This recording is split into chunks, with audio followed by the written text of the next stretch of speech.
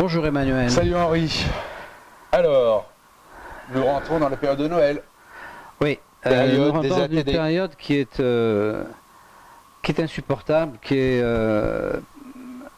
effectivement au mois de décembre, au lieu de pouvoir passer un mois de décembre comme tout le monde, avec le plaisir d'avoir ses enfants, de faire des petits cadeaux, etc., on passe le mois de décembre avec des lettres recommandées, des ATD, puisque c'est le moment où les services fiscaux agissent pour que la prescription ne fasse pas son effet. Donc on reçoit une masse importante d'ATD, enfin d'actes de contrainte, d'ATD, d'huissier, toutes ces choses. Que l'on paye en plus. Que l'on paye, même si on n'a pas, même s'il n'y a pas d'argent sur les comptes, on paye l'ATD. Bien sûr. Et en plus, si vous voulez, ça donne. Enfin, c'est un malaise, quoi. Parce que dans l'année, on finit par oublier. Enfin, c'est une torture, oui. On finit par oublier un petit peu. Enfin, de temps en temps, on arrive à oublier toutes ces choses. Ouais, moi, j'arrive pas. Mais là, depuis 15 ans, si vous voulez, chaque année, chaque Noël, je me dis, bon, l'année prochaine, ça sera mieux. Parce qu'on dit, bon, alors ce Noël était encore un petit peu dur, effectivement, on n'a rien pu offrir aux enfants, on n'a pas pu faire un repas de Noël comme il faut, bon, d'accord. Mais l'année prochaine, ça ira mieux. Bon, et puis l'année prochaine arrive, et puis ça fait 15 ans que ça dure. Et donc, si vous voulez, je crois quand même qu'il faut accepter l'idée que ces choses-là, c'est des gens qui les génèrent. C'est-à-dire que c'est pas par hasard qu'on est dans cette situation. Il a fallu qu'il y ait vraiment des enfoirés, des gens vraiment pervers, des gens malhonnêtes, des gens... moi, je pense à mon cas, par exemple, il y a une bonne femme, Madame Jourde, qui est quand même venue chez moi faire des faux, qui a fait des faux, et ça fait 20 ans que ça dure.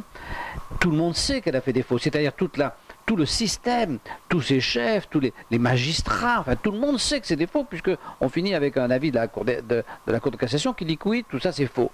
Mais il n'empêche que... Il n'empêche que, par exemple, la Cour d'appel, qui doit rendre le dernier jugement en fonction de ce qu'a dit la Cour de cassation, ne le rend pas. C'est-à-dire qu'on n'est pas convoqué, puis je ne sais même pas s'ils ne vont pas inventer quelque chose pour couvrir cette bonne femme. Alors, si vous voulez, à un moment, vous dites quand même... Et alors, ce qu'il y a d'extraordinaire avec notre blog, c'est qu'on s'aperçoit qu'on n'est pas seul. Parce que cette détresse, on est des milliers de gens. C'est-à-dire qu'à Noël, là, il y a des milliers de gens qui ont été mis artificiellement dans la misère. Qui vont avoir la boule au ventre. Ouais. Et alors on leur dit, ah oui, mais on vous enlève un peu de bonheur, mais c'est pour le donner à d'autres qui sont encore dans une situation pire que vous. Je me demande s'il y a... Je ne sais pas s'il peut y avoir quelque chose de plus pervers que ça. Parce que, d'abord, le bonheur et le malheur, personne ne le maîtrise. C'est quelque chose qui, ça vous arrive comme ça, vous ne savez pas comment. Mais avoir la prétention, à prendre pour excuse de vous dépouiller, de vous rendre malheureux pour faire le bonheur des autres, il y a un os là, il y a un truc qui ne va pas. Ça va pas du tout, quoi.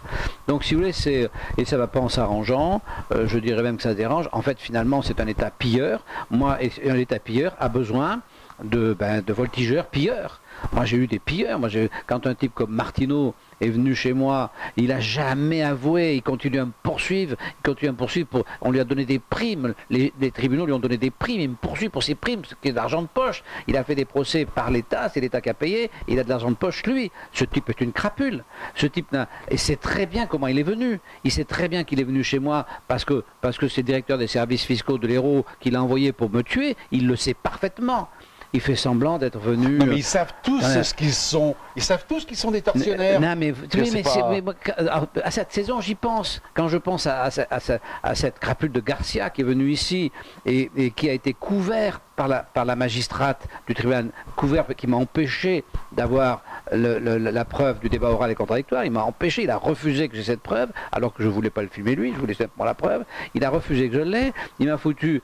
Mais je sais que son redressement, ainsi que celui de Martineau, sont des redressements faux, puisque depuis j'ai... Le représentant, le commissaire du gouvernement, le rapporteur public de la Cour d'appel de Marseille qui a effectivement dit que les deux redressements n'avaient aucune valeur. Donc ce type, pareil, hein, il m'a poursuivi pour diffamation. Enfin, ce sont des crapules. Il sait très bien pourquoi il est venu, il sait parfaitement ce qu'il a fait. Donc, Et donc, de temps en temps, je les oublie, ces gens, même quand ils me font des procès et tout, on finit par les oublier, mais chaque année à Noël, je suis obligé d'avoir ça sur le plateau, et je pense que je mourrai comme ça, parce que je ne vois pas comment ça s'arrangerait. Dans cette affaire de ce Garcia, je poursuis la présidente du tribunal. Quand j'arrive au tribunal, mais on me fait bien comprendre que je ne suis pas normal. Le procureur me dit, mais... le magistrat me demande... parce qu'il ne sait pas comment s'y prendre, il me dit, bon, donnez-moi vos revenus. Ben, je dis, j'en ai pas. Mais il me dit, prouvez-le. Vous avez amené des papiers? Ben, je dis, non, je n'ai pas amené des papiers, mais je n'ai pas de revenus. Je vous donne ma parole d'honneur. Là, le procureur dit, l'honneur de M. Dumas, je m'assois dessus. Carrément, plein tribunal. Le mec, il est procureur de la République, il dit, l'honneur de M. Dumas, je m'assois dessus. Qu'est-ce que je m'aperçois après? Que mes revenus étaient au dossier. Que donc, cette espèce d'abruti de magistrat, excusez-moi du mot, il n'a même pas lu le dossier. C'est-à-dire que le mec, il me crache dessus. Mais ils lisent pas les dossiers. Il n'a pas lu le dossier. C'est joué d'avance. Non mais, comment on peut accepter un pays comme ça? Ça ne peut pas marcher. On a un État qui est un pilleur. Il peut faire toutes les déclarations. La nouvelle loi, là, vous avez vu, on en a parlé, mais cette loi, c'est quand même incroyable. Dans cette loi, il y a tout en même temps. Comment voulez-vous, le député qui va voter cette loi, il va voter pour cette fameuse droit à l'erreur, un tout petit morceau, mais il va voter pour le taux maximum, le taux des banquiers, le TEG, là, ou TGE, je ne sais plus comment ça s'appelle, TEG, je crois. Il va voter pour les intermittents du spectacle, il va voter pour les eaux et forêts, il va voter, enfin... C'est plus la démocratie. C'est un blot. C'est plus la démocratie. Comment voulez-vous qu'un député puisse voter pour des choses aussi différentes? Imaginez qu'il soit par exemple pas d'accord sur justement le taux des impôts. Ouais. Eh ben, il peut rien dire. Et non, parce que sinon il paralyse tout. Donc, ils sont très forts. Donc alors, c'est désespérant. Ça veut dire que ce gouvernement de pilleurs va couler. Va couler bien sûr. Et on va se retrouver. Et quand il va couler, qu'est-ce qui va se passer? Eh bien, il va se passer que, comme quand une entreprise fait faillite, c'est les vautours qui arrivent, c'est les charognards qui arrivent et qui prennent le pouvoir. Et là, c'est ce qui va se passer, parce qu'on voit bien que Mélenchon et compagnie sont en train de se structurer très sérieusement. Ils anticipent sur l'échec, donc ils se structurent très sérieusement. Ils vont monter une télévision, enfin, ils sont en train de s'organiser et ils seront les seuls qui seront prêts quand tous ces pillards d'opérettes vont se casser la gueule. Moi, je trouve ça... C'est vraiment très très dur. Alors, chaque Noël, c'est pareil. Alors, Noël, il faut... Hein, on se reverra l'année prochaine. Moi, là c'est... Oui, il y a 15 jours de très dur à passer. Ouais. 15 jours très dur à passer. Ouais. Jusqu'au 31, on va être... On va recevoir plein de trucs. Moi, je m'attends à des huissiers... Alors, en principe, c'est la veille de Noël. Normalement, c'est le 23, c'est le 22, parce que vous ne pouvez pas me dire que l'huissier qui vient le 23, il n'y prend pas du plaisir. C'est pas possible. C'est pas possible que l'huissier qui vient chez vous saisir au meuble 23, il ne le fait pas par hasard, il prend du plaisir. Il sait très bien le mal qu'il fait. Donc ces gens sont vraiment des, excusez-moi, sont des pillards, mais en même temps c'est quand même vraiment des merdes, hein. Ça vaut rien du tout. Hein. Ça vaut rien des gens comme ça. Parce que ils sont une minorité quand même, hein. Ils ont le pouvoir parce que les gens, ils ont peur, ils sont fragiles. Mais c'est la minorité qui agit. Cette minorité, oui, malsaine, sont malsains. Et on subit cette minorité. Alors nous, on n'a pas de peau, mais enfin, de toute façon, tout le monde l'a subi un jour. Hein. Nous, on y est là. Alors, on y est là. Comme des milliers de gens. Ouais, avec plus de milliers. Moi, on m'a dit, c'est peut-être des centaines de milliers de gens. Hein. Il y a beaucoup de gens. Il n'y a pas de statistiques là-dessus. Hein. Non. La semaine dernière, il est venu un de nos lecteurs, si vous voulez, absolument charmant, avec son épouse, gentil, vraiment un homme gentil qui a travaillé toute sa vie. Et puis, alors lui, il y a un truc incroyable. On lui demande, il est vérifié 2 fois. Tout va bien. Il déclare sa TVA, tout va bien. Il a un morceau de son activité, je ne dirai pas laquelle parce que je ne veux pas qu'il soit embêté, mais il a un morceau de son activité qu'il pense ne pas être à la TVA. Il a 2 contrôles, les 2 contrôleurs disent oh, oui, non, c'est pas à la TVA, pas de problème. En arrive un 3e qui ne dit pas du tout c'est à la TVA. Donc il a 2 contrôles qui sont bien passés, le 3e le redresse, sur tout le temps où les autres étaient déjà passés. Oui, mais oui. Et donc, pam, il lui fout un carton, il est obligé de vendre l'entreprise. Non. Enfin, c'est quand même... c'est difficile à imaginer que ça puisse exister.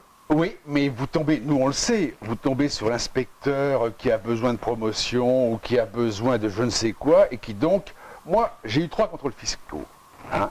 J'ai eu le premier, ça s'est bien passé, le deuxième m'a tué et le troisième a trouvé que tout allait bien. Donc si vous voulez, et pourtant c'était même les mêmes chiffres d'affaires que le deuxième. Donc, je suis tombé sur le deuxième qui m'a tué, c'était un charognard. C'était un salopard qui avait besoin de... Voilà.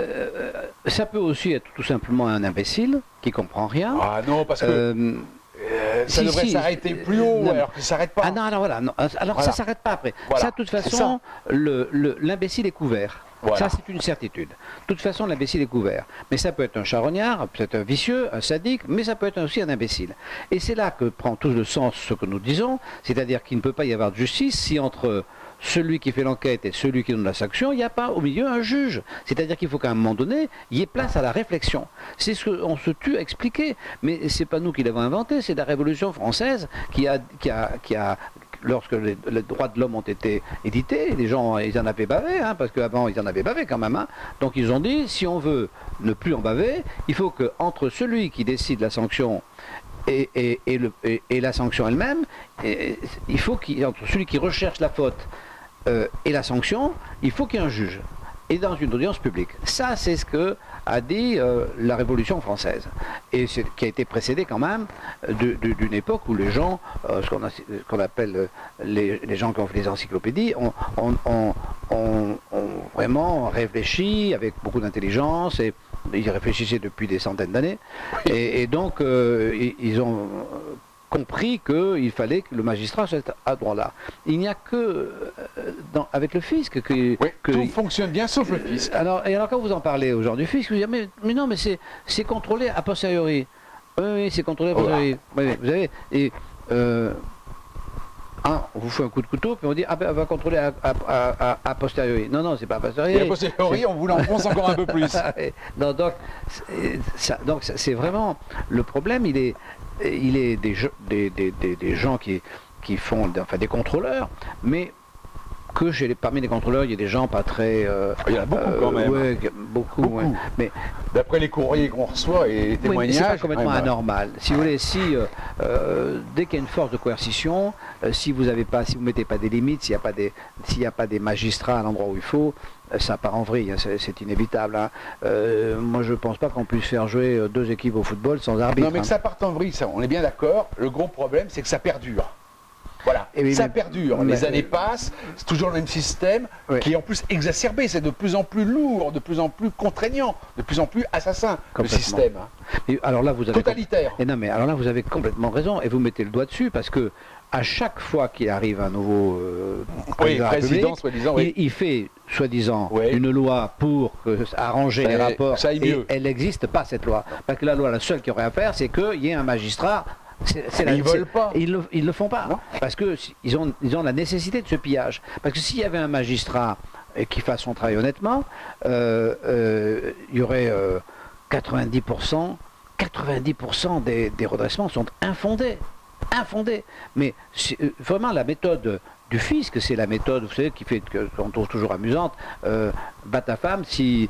Oui, tu ne sais pas pourquoi, elle le sait. Voilà. Mais c'est exactement ça. Hein. Donc, plombe le contribuable, si toi tu ne sais pas pourquoi, lui il le sait. Oui. Mais c'est que ça, hein, c'est-à-dire vous êtes coupable d'avance, c'est-à-dire l'inverse de toute justice qui considère que vous êtes innocent tant que vous n'avez pas été déclaré coupable. Mais fiscalement, vous êtes coupable tant que vous n'avez pas été déclaré innocent. C'est vraiment l'inverse. Et personne, aucun homme politique ne prend le problème dans le sens. Il n'y a pas que les hommes politiques, les médias, pareil. Oui, les médias, oui, voilà, bien sûr. Dire, les médias, tout le monde ils se foutent de comment fonctionne Bercy. Oui, parce que chacun pense que quand on prend de l'argent à l'autre, ça va vous profiter, vous. C'est ça le problème. C'est là que c'est pervers. Alors justement, j'essaye de lire cette semaine Lénine, l'inventeur du totalitarisme. C'est un bouquin écrit par Stéphane Courtois. Alors c'est vraiment pour les spécialistes. Hein, c'est d'une érudition. Enfin c'est très très bien. Bon, mais on aurait pu dire Bercy, l'inventeur du totalitarisme, parce que c'est exactement la même chose. C'est Bercy. Alors on en est au petit coin littérature. J'ai un livre là, vraiment, c'est un livre qui va vous faire pleurer. Alors, c'est très troublant parce que c'est un livre un problème politique lourd. Ça s'appelle « Je ne haïrai point ». Le monsieur qui a écrit ça, c'est un médecin qui s'appelle, alors c'est compliqué, Izzeldin Abuelach. Voilà. C'est un petit livre, et c'est un médecin palestinien qui vit dans la bande de Gaza, qui travaille en Israël, et à un moment donné, il y a un char qui se met en face de chez lui, qui envoie un obus, ça tue ses 2 filles et une petite nièce à lui. C'est un ouvrage complètement déchirant. Alors, c'est toujours pareil. C'est un ouvrage qui regarde un problème du côté affectif, alors que quelle est la réalité de ce problème du niveau matériel? Alors c'est là que c'est très difficile, on ne peut pas prendre parti parce que on n'est pas, je pense qu'il faut être là-bas pour comprendre les tenants, les aboutissants de cette espèce de bazar invraisemblable. Mais par contre, donc sans prendre parti, la lecture de ce livre, c'est un moment d'émotion que je n'avais jamais connu. On pleure comme une madeleine, hein. C'est incroyable, c'est déchirant, c'est épouvantable. Je vous conseille ça. Alors j'en ai un autre qui est très très intéressant. Ça, celui-là, il faut le lire aussi. Ça s'appelle Sapiens. Alors là, on change de côté, puisque là, c'est un Israélien qui l'a écrit, qui s'appelle Yuval Noah Harari. Histoire brève de l'humanité. Alors, ça, c'est un livre tout à fait passionnant, parce que, alors moi, je ne suis pas d'accord sur la fin, parce que c'est toujours pareil, dans ces livres de scientifiques, lorsqu'ils évoquent ce qu'ils connaissent, c'est magique. Lorsqu'ils parlent de l'avenir, ils sont comme tout le monde, et à ce moment-là, évidemment, moi, il y a des moments où je pense qu'ils se trompent, et ça, après, c'est un problème d'ordre personnel. Donc, c'est l'histoire de l'homme, et c'est l'histoire de l'homme dans... on apprend que l'Homo sapiens n'était pas tout seul, c'est-à-dire qu'en fait, l'Homo sapiens, au même moment, il y avait d'autres races humaines, il y avait d'autres homoïdes, et qu'il les a tous éliminés. Et l'explication qu'il donne, c'est ça qui est extraordinaire, c'est que les Homo sapiens ont battu les autres parce qu'ils étaient capables de se regrouper plus nombreux. C'est-à-dire que les autres étaient comme aujourd'hui... Comme les contribuables. Non, oui. Dispersés. Oui, dispersés, exactement. Et Bercy, lui, s'est regroupé. Comme les sages, si vous voulez, c'est-à-dire que les tribus ne peuvent pas dépasser 80, maximum entre 60 et 100 personnes, après de là, ça part en vrille. Et alors, l'Homo sapiens, lui, a réussi à souder les gens autour de croyances. C'est-à-dire qu'il pense, il avance l'idée que c'est le premier qui a cru et qui a pu, à partir d'une croyance, regrouper les gens, qui fait qu'à un moment donné, ils ont été 3, 4, 5, 10, 100 fois plus nombreux que les autres, et ils ont éliminé les autres. Et donc, il en arrive à la croyance suivante, une croyance aussi, il arrive à la croyance suivante, c'est que, finalement, les hommes ne peuvent être regroupés qu'à partir du moment où ils ont une croyance. Donc, ils ne peuvent être regroupés qu'en perdant leur identité et leur intelligence, parce que la croyance c'est quand même la perte de la raison. On ne peut pas à la fois croire et être raisonnable et raisonner, c'est-à-dire on raisonne ou on croit. Et donc la croyance, ça demande de croire, ça demande d'avoir la foi. Et donc il explique que l'Homo sapiens aurait envahi la planète parce qu'il est le seul à être capable de croire, c'est-à-dire de quelque part prendre des vessies pour des lanternes, qui serait devenu un avantage fondamental. Alors ce livre est passionnant, hein, je vous conseille vraiment.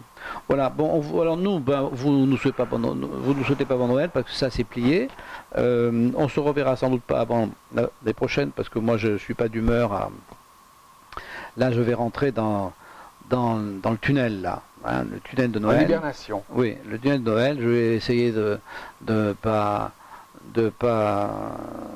je sais pas quoi d'ailleurs, que je sais pas ce que je vais faire, mais je pense que je vais avoir des huissiers, des choses comme ça, ce qui va être assez antipathique, je sais pas comment je vais réagir. Et puis voilà, puis on se revoit l'année prochaine, on fait comme ça. Ok. Au revoir.